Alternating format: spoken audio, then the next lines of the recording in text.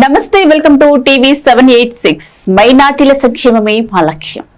ఇక వివరాల్లోకి వెళ్తే చైర్మన్ హజీ షేక్ హసన్ బాషా, రాష్ట్ర వక్ఫ్ బోర్డు చైర్మన్ అబ్దుల్ అజీజ్, రాష్ట్ర Urdu academy chairman MD Farooq షిబ్లీలతో కలిసి గన్నవరంలోని ఎస్ఎం కన్వెన్షన్ హాల్లో హజ్ యాత్రికులకు శిబిరం ఏర్పాట్లపై వివిధ ప్రభుత్వ శాఖల అధికారులతో సన్నాహక సమావేశం నిర్వహించి సమీక్షించారు.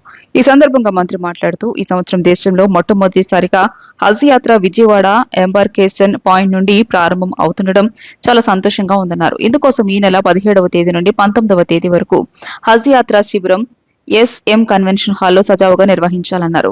ఈ నెల 18వ తేదీన రాష్ట్ర ముఖ్యమంత్రి Nara Chandrababu Naidu SM function hall నుండి హజ్ యాత్రకు వెళ్లే బస్సులను జెండా ఊపి ప్రారంభిస్తారన్నారు.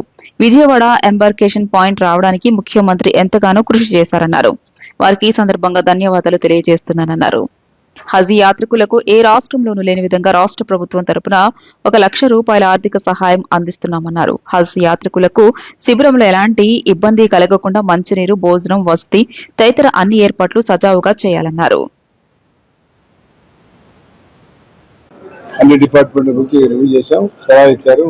ఎమ్మెల్యే గారు ఇచ్చారు, నజీర్ గారు, మరి బొబ్బూరు చైర్మన్ గారు అజీజ్ గారు, ఉర్దూ అకాడమీ చైర్మన్ గారు ఆయన ఫరూక్ షిబ్లీ గారు, హజ్ కమిటీ చైర్మన్ గారు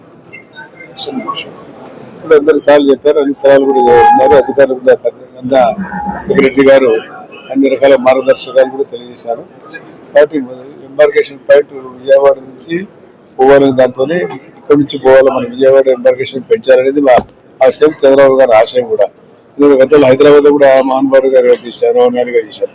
ఇక్కడ కూడా ఎంబార్కేషన్ పాయింట్ ఇక్కడి నుంచి పోవాలనేది ఆయన అభిమతం. కాబట్టి ఇక్కడి నుంచి పోయే హాజరులకు ఎవరైతే పోతారో ఎంకరేజ్మెంట్ గా దాదాపుగా 1 లక్ష రూపాయలు మేము ఇస్తామని చెప్పి, సబ్సిడీ ఇస్తామని చెప్పి చెప్పడం జరిగింది. దానికి సభ్యులు కొంతమంది ముందు తర్వాత చేయాలంటే దాన్ని చట్ట ప్రకారం ఏ రకంగా ఉందో చూసి అలాగే దాన్ని బట్టి ఇస్తాం మేము. ఎందుకంటే పోయి ఇచ్చిన తర్వాత ఇవ్వడం అనేది సాంప్రదాయం, పోకుండా ఇవ్వడం అనేది సాంప్రదాయం కాదు అని చెప్పడం జరిగింది. అన్ని డిపార్ట్మెంట్ వాళ్ళు రివ్యూ చేశాం. కాబట్టి ఈ దానికి ఫ్లాగ్ హాస్టింగ్ చేయడానికి ముఖ్యమంత్రి గారిని ఆహ్వానిస్తాం. ముఖ్యమంత్రి గారు మన 18వ తేదీ ఉదయం 10:30 11 గంటలకు పిలిపించి ముఖ్యమంత్రి గారు ఇక్కడ సమావేశమై ఫ్లాగ్ హాస్టింగ్ చేసిన తర్వాత హజ్ యాత్రికులను తీసుకొని ఎయిర్పోర్ట్ కు తీసుకోవడం జరుగుతుంది. నేను హెచ్ఓడి ద్వారా మీ అందరికీ తెలియజేస్తాను. కాంప్రహెన్సివ్ గా అన్ని లైన్ డిపార్ట్మెంట్స్ అందరితో మంత్రి గారు, అలాగనే హజ్ కమిటీ చైర్మన్, మిగతా చైర్మన్స్ అందరితో కలిసి ఈ రోజు రివ్యూ చేయడం జరిగింది.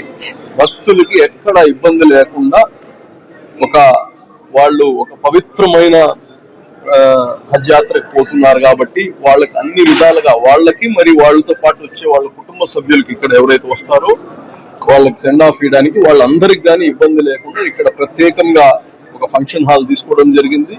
అలాగనే వాళ్ళకి కావాల్సిన అన్ని సదుపాయాలు దగ్గరుండి అన్ని డిపార్ట్మెంట్స్, అలాగనే మా తెలుగుదేశంలో కూటమి ప్రభుత్వంలో ఉండే నాయకులు అందరం కలిసి దీనిపైన బులెటిన్ అప్డేట్స్ మరో బులెటిన్ అప్డేట్ లో మళ్ళీ కలుసుకుందాం. అంతవరకు చూస్తూనే ఉండండి టీవీ 786.